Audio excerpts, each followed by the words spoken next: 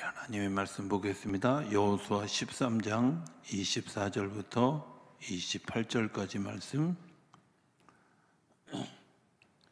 여호수아 13장 24절부터 28절까지 말씀.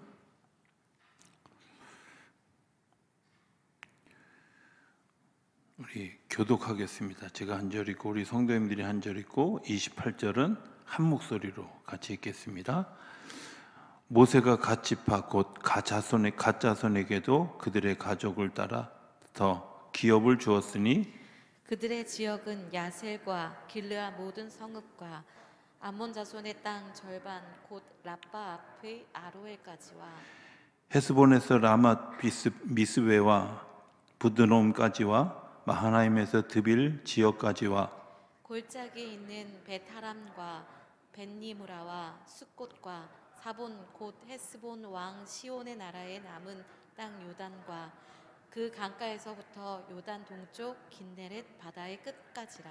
같이 읽습니다. 이는 갓자손의 기업으로 그들의 가족대로 받은 성읍들과 주변 마을들이니라. 아멘. 할렐루야. 하나님 살아계십니다.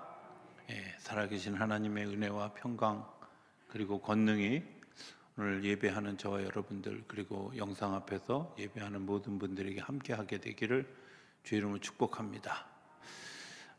수요일날 날씨가 추운데 예배에 오신 여러분들 한 분 한 분은 승리자들이신 줄로 믿습니다. 승리자들이 이렇게 목소리가 막 힘이 없어. 오늘 굉장히 좀 찬송도 좀 군대적인 분위기죠? 아닌가요? 찬송이 군대적인 분위기가 되어지는 이유가 있을 거라고 생각이 되어집니다. 오늘은 이제 갓자손에 대한 얘기를 우리가 이제 흔히 생각하면 갓 이런 말, 그 하나님, 신 뭐 이런 것들을 의미하는 그런 의미로 생각하기 쉽지만 히브리어의 갓은 그런 의미는 아닙니다. 히브리어의 그 갓이라고 하는 의미는 말 그대로 하면 군대 이런 표현입니다. 그러니까 오늘 굉장히 갓자손은 군대하고 굉장히 특별한 관계가 있다는 사실을 우리가 한번 좀 생각하면서 말씀을 시작하면 좋겠습니다. 갓이 누구의 자녀일까? 물론 야곱의 자녀입니다. 그런데 누구로부터 태어났을까? 우리가 그 레아로부터 태어난 네 사람 그리고 라헬의 종이었던 누구였죠? 네, 제가 막 이 실바하고 이쪽하고 막 헷갈려가지고 맨날 그 라헬의 몸종으로부터 낳아진 두 명의 자녀 그리고 그것들 때문에 이제 자매간의 묘한 신경전이 시작되어졌어요. 레아가 이제 자기로부터 자녀가 끊어진 것을 경험하고 나서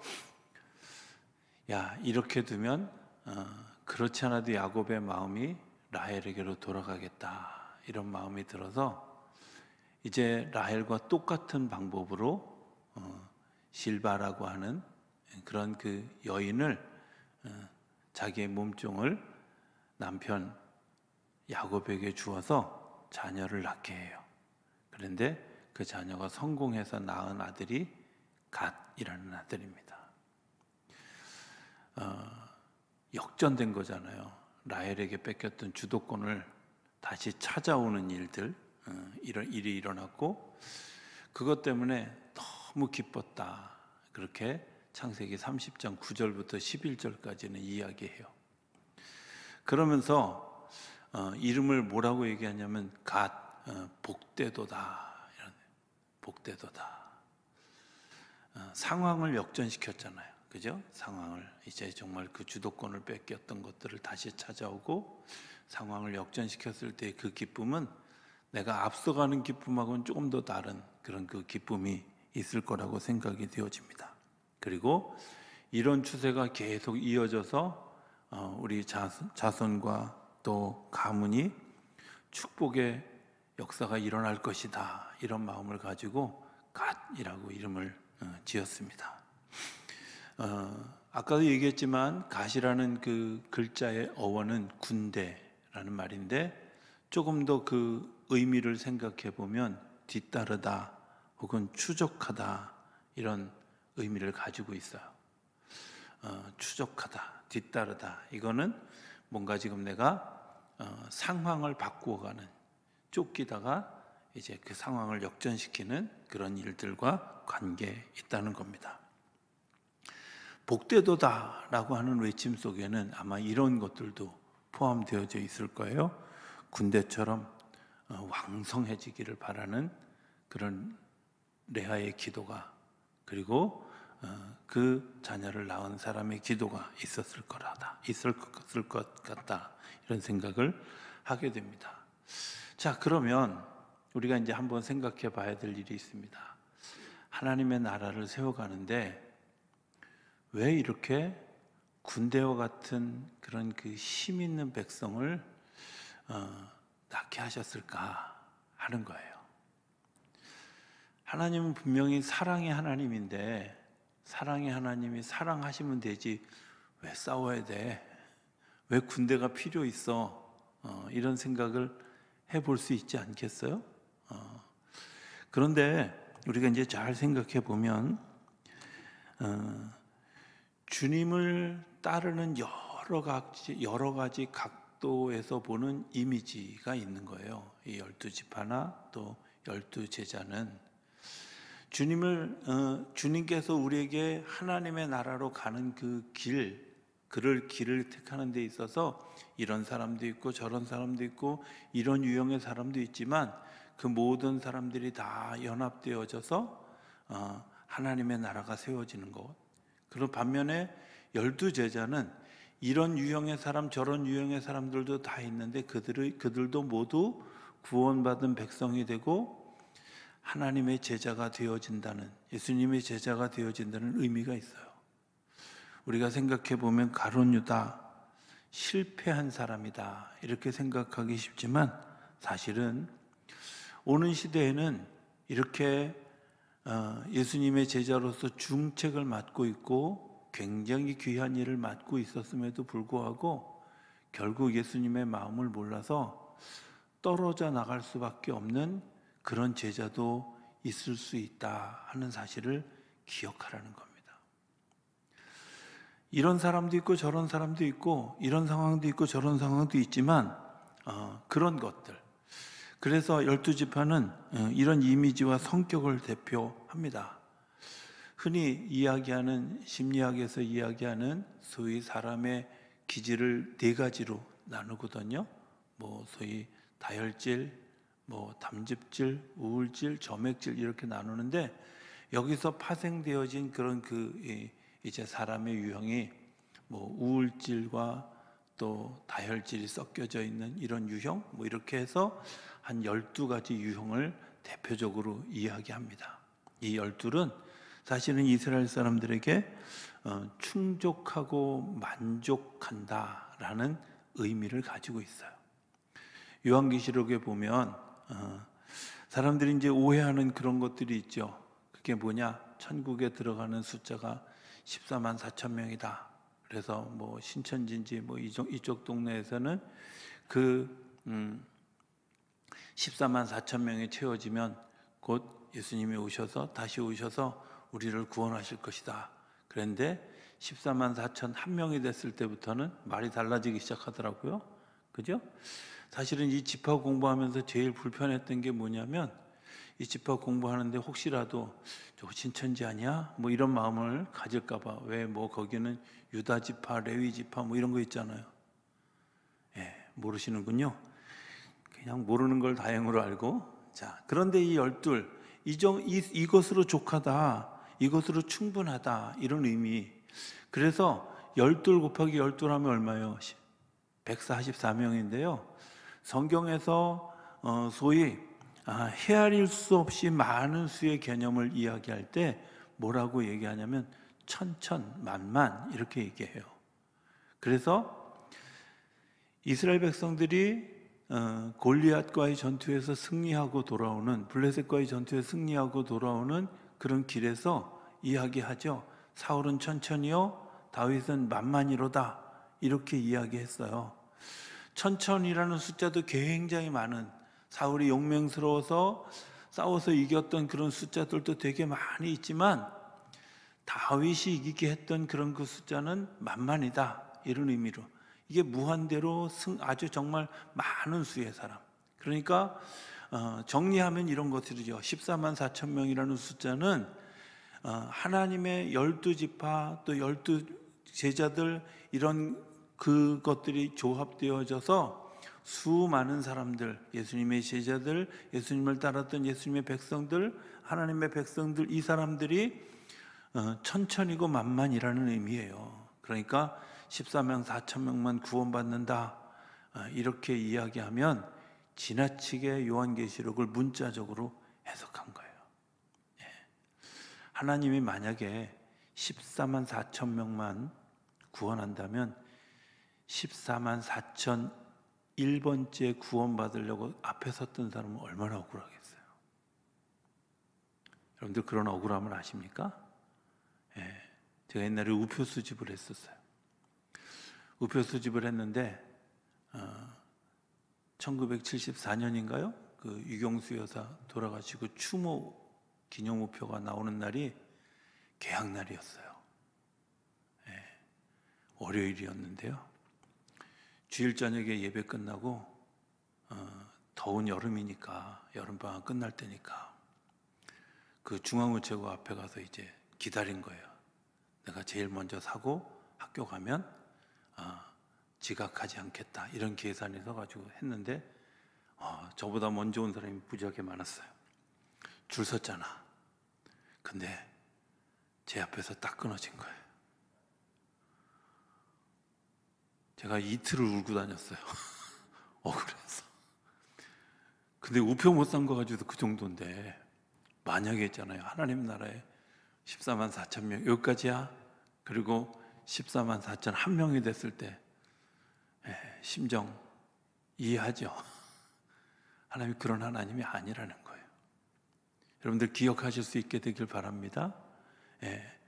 절대 뭐 14만 4천 명만 구원받습니다 이런 말에 그 현혹되어져 가지고 엉뚱한데 신천지인지 새천지인지 이런 데 가는 일이 없게 되길 바랍니다. 문자적으로 해석하는 게 아니라 사실은 이스라엘의 어떤 수를 헤아리는 그런 방법들, 계산하는 방법들, 그 숫자들, 의미 이런 것들을 생각하면 우리가 이제 성경을 해석할 때 있어서 굉장히 중요한 것들을 놓치게 되어지는 경우가 있다는 거예요. 12는 완벽한, 또 이것이면 충족합니다, 만족합니다 이런 뜻이고요. 천천만만은 무한대로 많은 사람들 의미하는 거예요. 그러니까 하나님은 모든 백성들이, 모든 열방이 하나님께로 돌아오기를 기다리고 계셔요. 14만 4천 1명째 되는 사람들을 버리시는 하나님이 아니라 그 마지막까지도 보호하시고 붙드시려고 하는 하나님인 것을 기억하실 수 있게 되길 바랍니다. 두 번째, 야곱이라고 하는 사람은 뭐라고 축복했을까? 창세기 49장 19절에 나오는데요, 제가 그냥 읽어드립니다. 군대의 박격을 받으나 오히려 그 뒤를 추격하리로다. 외세의 침입을 받지만 반드시 그 뒤를 추적해서 승리한다는 전투적인 이미지가 있어요. 우리 한번 지도 한번 띄워봐 주실래요, 목사님? 네, 앞에 불 좀 꺼주시면. 갓지파가 어디 있죠? 안 보이시나요? 저 야복강이라고 쓰는데 보이시나요? 네, 그 요단강을 중심으로 9지파는 전부 요단강을 넘어서 여리고성 안쪽에 있는 데로 들어간 반면에 르우벤 지파와 갓 지파와 므낫세 지파의 반은 지금 요르단 쪽에 있는 거예요. 무슨 얘기인지 이해되셨어요? 거기 암몬 이런 거 있고 암만 이런 거 있잖아요. 그죠? 그러니까 다시 얘기하면 요단강을 중심으로 지금 요르단 쪽에 갓 지파가 있는 거야. 요단강을 건너가지 않은 지파 세 개가 있는데 그 르우벤 지파와 갓 지파와 므낫세 지파의 반, 므낫세 반 지파가 넘어갔는데 갓 지파는 어디 있냐면 이 소위 암몬 족속과의 경계에 있는 거예요. 되셨죠? 자, 요거 이제 이해하고 우리가 이제 잘 생각해 보면 왜 그러면 갓 지파에게 그런 그 투쟁적이고 전투적인 그런 모습을 가졌을까? 사실은 이들이 가지고 있는 자리가 이스라엘 백성들을 지키는 아주 접경, 우리나라식으로 얘기하면 DMZ에 있는 거예요. 그러니까 잘 싸워야 될까요? 아니면 잘 싸워야 될까요? 예, 공격을 잘해야 될까요? 수비를 잘해야 될까요? 예, 엉뚱한 소리 할까봐 제가 답을 얘기하려고 했는데 수비를 잘해야 돼요. 여러분들 여기에 추격하다, 뒤쫓아가다 이런 의미는 뭐예요? 처음에는 반격을 당하지 않으려고 딱 지키고 있지만 공격을 받았을 때 비로소 쫓아가게 하는 그런 힘을 가지고 있는 지파가 이 갓 지파예요. 그래서 그들을 요단강의 동쪽에, 동쪽 서쪽에 헷갈려가지고 동쪽이죠? 예, 동쪽에 놓고 그 암몬 자손을 공격으로부터 수비하도록 만든 거예요. 여러분들 교회가 굉장히 중요한 방어선이 있어요.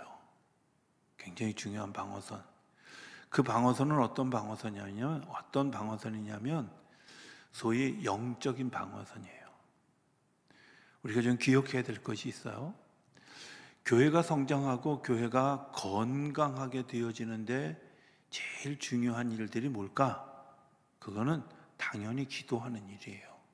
예배하는 일이에요. 그걸 목사님 그거 너무 지나친 해석 아닙니까? 그럴까요? 잘 생각해 보면 하나님이 지시하는 것도 기도할 때 하셨지만 하나님이 나를 지키고 깨우치게 하는 것도 기도할 때 하셨어요. 더군다나 이스라엘 백성들이 40년 동안 광야를 지나는 그 기간 동안에 그들이 늘 중심에 있었던 게 뭐예요? 예배하는 자리, 기도하는 자리였어요.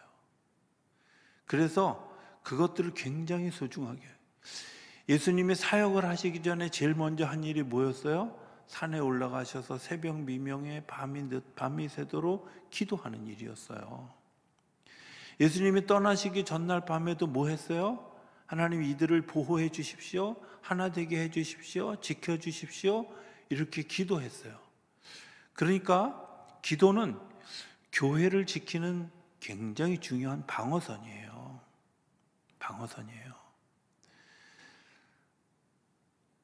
이 방어선이 굉장히 커다란 방어선이 전에도 제가 얘기했는지 모르지만 우리나라 교회가 성장하는 데 있어서 그리고 건강하게 세워져 가는 데 있어서 굉장히 중요한 역할을 했던 것이 소위 구국기도원 혹은 아주 영적으로 충만한 그런 기도원들의 역할이에요. 우리 교회가 제가 와보니까 아주 정말 그 다른 교회가 하지 않는 굉장히 아주 훌륭한 그런 그 기도회를 하더라고요. 수도원 기도회 하는 거 이런 거. 야, 이건 정말 해야 되는 건데 그동안 저도 잘 이렇게 모르고 있었구나. 저 혼자 가서 기도하는 일은 했지만 우리가 같이 이런 일들에 동참하지 못했구나 이런 생각을 했어요. 그래서 어찌됐든 코로나가 풀리면 내년에는 그런 일들을 최소한 1년에 2번, 좀 많으면 4번 정도 이렇게 하려고 생각을 해요. 왜냐? 우리가 이름 되면 알만한 그런 그 소위 영적인 거장들이 기도원에 앉아서 센 마귀들을 막아주고 있었던 거예요. 뭘 하는 거냐고, 기도하느냐고. 강한 사단의 공격들을 1차 저지선으로 막아주고 있었던 거예요. 사람들이 이 역할을 잘 모르는 거죠. 뭐 교회가 어떻다 뭐 이렇게 얘기하지만 사실은 그분들이 정말 하나님의 강력한 은사를 가지고 강력한 능력을 가지고요. 그 사단의 역사를 위해서 내어 쫓으며 기도했어요. 여러분들 이 기도가 사실은 교회가 성장하게 하고 교회가 건강하게 하는 굉장히 중요한 1차 저지선이었어요. 이 1차 저지선이 잘 막아주고 거기서 새어 들어오는 또 다른 사단의 역사, 그런 역사들을 막는 일이 선교단체예요. CCC, 뭐 YFC, 뭐 이런 선교단체들, 요즘에 선교단체들 중에 뭐 어떤 것들도 있냐면 24시간 기도하는 선교단체들이 있어요. 이 선교단체들은 어떻게 기도하냐면, 예배하냐면 그냥 24시간 예배하는 거, 돌아가면서 예배하는데 그 예배가 끊어지지 않도록, 왜? 그래서 영적 공격으로부터 막는 역할을 하는 거예요. 예. 아이홉이라든지 이런 선교단체들이 굉장히 공격적인 선교단체들도 있어요. 예. 이슬람이 제일 무서워하는 그 우리나라 선교단체도 우리나라에 있어요. 예. 우리나라에서는 저거 이단 아니야? 이렇게 생각할 만큼. 왜냐하면 그들은 그렇게 느껴지는 이유 중에 하나가 뭐냐? 그들만의 가지고 있는 교회 공동체가 아니라 그들만이 가지고 있는 특성, 예배, 선교, 복음 전도, 이런 것들이 그들만의 가지고 있는 특색을 가지면서 하다 보니까 교회론적으로는 잘 안 맞는 것 같지만 그들이 가지고 있는 영적 저지선이 있는 거예요. 이런 영적 저지선 안에서 교회 안에 또 다른 뭐가 있어요? 중보 기도하는 팀이 있어서 그 기도를 막는 거예요. 그 기도를. 그러니까 갓 지파가 왜 필요했냐면요, 그런 수비적 공격력을 가진 군대들이 있었던 거예요. 이미 하나님 나라를 디자인하면서 갓 지파를 세워서 이런 영적 전투에 굉장히 중요한 토대를 쌓은 거예요. 그 중보 기도는 해도 되고 안 해도 되는 게 아니라 반드시 해야 되는 거예요. 기도하지 않은 교회는요, 영적으로 뻥뻥 뚫려서 세상적인 가치가 교회 안에 들어오게 돼요. 세상적인 생각들이 교회 안에 들어오게 돼요. 여러분들, 이렇게 되어지면 어떤 일들이 생기냐? 영적인 가치가 무너지고 자꾸 세상적인 기준으로 교회를, 그래서 교회는 커야 돼, 일을 많이 하려면 돈도 많이 있어야 돼, 그러면서 정말 큰 교회가 좋은 교회인 것처럼 생각하는 일들이 너무 당연하게 일어난다는 거예요. 물론 그들이 해야 될 역할도 있지만 작은 교회가 가지고 있는 역할들이 있어요. 저는 가슴 아프게 생각하는 것 중에 하나가 뭐냐면, 정말 시골에 있는 작은 교회들이 자꾸 무너져 가는 거예요. 사실은 한국교회 모판처럼 한국교회를 세웠던 교회들이 다 사실은 시골 교회들이었어요. 자, 여러분들 중에 서울 출신 한번 손 들어보세요. 별로 없잖아요. 여러분들이 어려서 다니던 교회가 큰 교회였어요? 대형 교회였어요? 저는 그 면에서 다 어긋나는 거예요. 왜? 서울 출신이지, 대형 교회 출신이지. 근데 여러분들, 분명한 것은 그 모판에서 자란 사람들이 서울에 올라와서 도시에 들어와서 큰 교회를 만드는 거예요. 그렇다면 여전히 그 교회들이 살아나야 또 다른 교회들이 살아나게 되어지는데, 여러분들, 그 교회들이 도산하는 것에 대해서 안타까워해야 돼요. 안타까워해야 돼요. 가슴 아프게 그것을 고민하고 기도해야 되는 일들이 우리 안에 있어야 되는 거예요. 지금은 시골교회가 죽는 것 같지만 10년 후에, 20년 후에 그들이 그곳에서 모판이 전이되어져서 이제 알곡을 드러내야 되는 장소인 도시교회가 10년, 20년 지나면 무너지게 돼요. 왜? 모판이 형성이 안 되는데. 기도하는 일들이 끊어지고 나면 지금은 괜찮은 것 같은데 시간이 지나가면 지나갈수록 세상적 가치가 교회 안에 들어와서 큰 거, 자랑할 만한 거, 대단한 거, 세상적으로 성공한 거, 이런 것들이 일어나.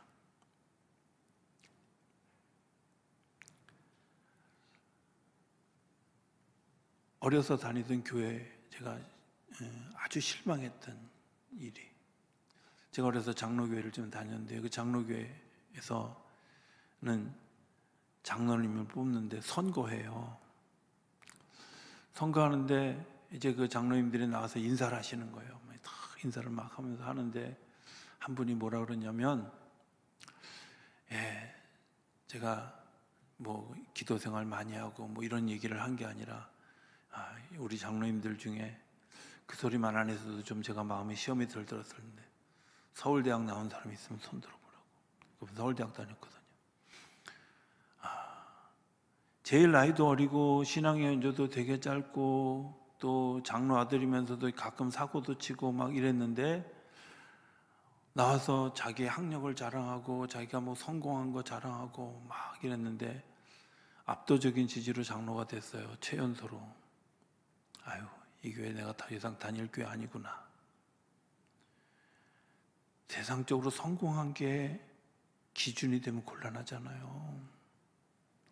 힘이 있는 것 같지만 시간이 지나면서 지구력이 떨어져요. 반면에 기도하는 분들은요, 별로 힘 없는 것 같은데 시간이 지나가면 지나갈수록 하나님이 도우시는 능력과 힘이 있는 줄 기억하실 수 있게 되길 바랍니다. 세상에 못 이길 사람들이 어떤 사람들인지 아세요? 히브리서 11장에 보면 믿음으로 산 사람들의 이야기를 쫙 하고 난 다음에 그들에게 뭐라고 얘기해요? 이 사람들은 세상이 감당하지 못할 사람들이었다. 세상이 감당하지 못할 사람이었다. 하나님의 나라를 지키는 그런 그 군대 같은 사람들은 세상이 감당하지 못하는 사람들인 줄로 믿습니다. 이들이 그런 일들을 통해서 세워졌어요. 그리고 실제로 성경을 보면 아주 이런 일에 앞장섰던 지파가 갓지파예요. 갓지파예요. 교회도 이런 갓지파와 같은 그런 사람들이 많아져야 된다는 사실을 기억하실 수 있게 되길 바랍니다. 이스라엘 백성들이 이제 그 가나안 땅을 점령하기 위해서 요단강을 건너갔어요. 요단강을 건너갔는데 아주 재밌는 장면이 나와요. 뭐라고 얘기하냐면 르우벤 지파와 갓 지파와 므낫세 지파의 반에 사람들이 이제 우리 진영에 최소한의 병력만을 남겨두고 우리가 이 전투에 다 참여하겠습니다. 그리고 자기들이 자원해서 나서요. 이미 자기들은 차지할 땅이 다 있잖아요. 다 차지했어요. 그런데도 불구하고 이 전투에 우리가 기꺼이 참여하겠습니다. 그러고 나서요. 그 중에 제일 열심히 싸운 지파가 갓 지파예요. 그러니까 굉장히 의리도 있는 반면에 아주 전쟁에 굉장히 능한 그런 지파라는 사실을 알게 되죠. 이스라엘 백성들이 얼마나 많은 전투를 치렀는지 우리가 잘 알잖아요. 애굽에서의 전투, 바벨론 포로로부터 이기는 승리, 로마 지배에서 극복되어졌고 나치들에게 결국 겪었던 일에 대해서 승리했던 일, 또 지금도 세계 방방곡곡에서 살아가면서 그들이 당당하게 살아갈 수 있었던 이유는 뭘까요? 간단해요. 믿음의 승리들이, 기도의 승리, 영적 전쟁에서 승리하는 사람들의 이야기라는 사실을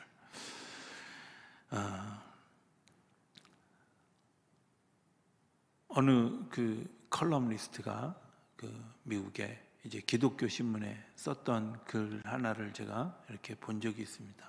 공감이 갔어요. 곧 우리나라도 이렇게 되어질지도 모른다. 굉장히 비판적으로 교회를 비판하면서 뭐라고 썼냐면, 영국이라는 나라가 기독교가 국교가 되면서 산업혁명 이후에 급속하게 몰락했던 경험을 그분이 썼어요. 독일이라는 나라가 기독교가 국교입니다. 그런데 그러다 보니까 교회가 교회세를 내고 그 교회세를 받은 일들을 통해서 국가에서 사제들, 목사들의 월급을 줘요. 그러니까 목사님들이 별로 기도를 안 해, 노력을 안 해. 왜? 내가 열심히 애쓰지 않아도 월급 다 나오잖아요. 이런 일들을 빗대어 얘기하면서 뭐라고 얘기하냐면, 오늘날의 미국 교회는 미국 교회에 출입하는 교회들 중에 96%는 교회에 나와서 의자만 따뜻하게 해주는 사람들에 불과하다. 그러니까 앉아있는 사람이 96%라는 거야. 싸울 줄 모르는 거야. 야성이 없는 거예요. 영적 전투를 어떻게 해야 되는지 모르는 거죠. 신앙적 열정도 없고 불꽃도 없고 말씀대로 살려고 하는 의지도 없고 복음을 전하고자 하는 열정도 없고 이 세상을 변화시키려고 하는 그런 의지도 없는 그런 모습을 가져. 예수님의 모습과 생각해보면 굉장히 대조적이죠. 예수님은 어땠어요? 예수님은 신앙의 열정, 불꽃 이런 거 말고라도 말씀대로 살아가면서도, 그리고 정말 복음을 전하기 위해서 쉬지 않고 움직이는 것뿐만 아니라 이 세상을 변화시킬 제자들을 세우는 일들, 그리고 당신이 그것을 향해서 온 몸을 불살라 세상을 변화시키려고 했다는 거예요. 왜? 하나님의 나라의 삶이 이 땅에 이루어져야 아름다운 세상이 되어지기 때문에 그렇다는 거예요. 무력을 쓴 것이 아니라 신앙적인 열정으로, 믿음으로, 불꽃으로 승리하게 했다는 겁니다. 성경에 나오는 예수님이 돌아가시고 난 다음에 이런 이야기, 돌아가시고 난 다음에 부활하셔서 이렇게 얘기해, 너희는 땅끝까지 이르러 내 증인이 되라, 만민에게 복음을 전해라. 이런 이야기는 우리가 그냥 앉아 있어서 되는 것이 아니라 군대처럼 일어났을 때, 우리가 비록 십자가에서 예수님의 죽으심을 경험했지만 그것을 딛고 일어서서 또 다른 일에 도전하는 사람들을 통해서 일어나는 하나님의 역사인 줄로 믿습니다.